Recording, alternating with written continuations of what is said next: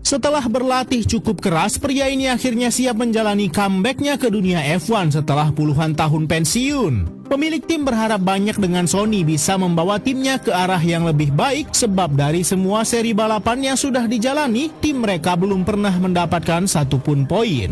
Begitu pertandingan dimulai, Sony sempat melesat ke barisan terdepan, namun begitu ke putaran 20, Sony kembali tercecer ke barisan belakang. Begitu juga dengan rekan satu timnya. Kondisi pit stop juga sangat kacau. Sony dan Joshua begitu lambat sehingga mereka berdua berada di posisi paling belakang.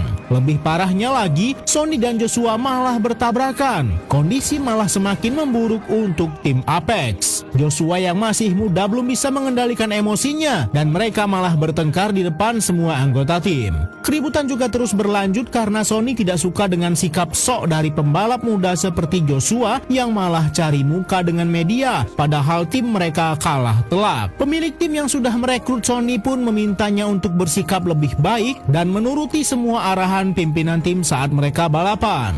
Di sisi lain, direktur teknik masih terus berpikir keras mencari cara untuk menciptakan mobil yang lebih cepat untuk tim mereka. Namun Sony malah datang dan mengajaknya minum bersama. Bukannya membahas hal terkait dengan tim, Sony malah mencari tahu tentang hal pribadi Kate. Merasa hanya menghabiskan waktu saja, Kate pun pergi dari sana. Walaupun kondisi tim mereka sedang hancur-hancuran, namun Joshua dan juga Sony tetap harus menyelesaikan kejuaraan hingga seri terakhir. Hubungan kedua pembalap di tim Apex ini semakin memanas karena insiden di seri sebelumnya. Bahkan saat mereka sedang membahas strategi, Sony dan Joshua malah saling membangkang satu sama lain. Balapan kedua bagi Sony pun dimulai dan tentu saja mobil mereka masih belum mampu bersaing dan Sony belum apa-apa sudah mendapat masalah dengan bannya. Situasi semakin tegang saat Sony tidak mau jalan jika belum diberikan jenis ban yang diinginkannya. Lagi-lagi Sony mengabaikan instruksi dari pimpinan tim. Saat melanjutkan balapan, Sony malah sengaja menabrak mobil lain sehingga safety car harus keluar dan memperlambat semua laju mobil yang ada di barisan depan. Pada balapan kali ini, Sony terlihat tidak ingin menang. Ia hanya mengacaukan balapan dan membuat insiden di lintasan.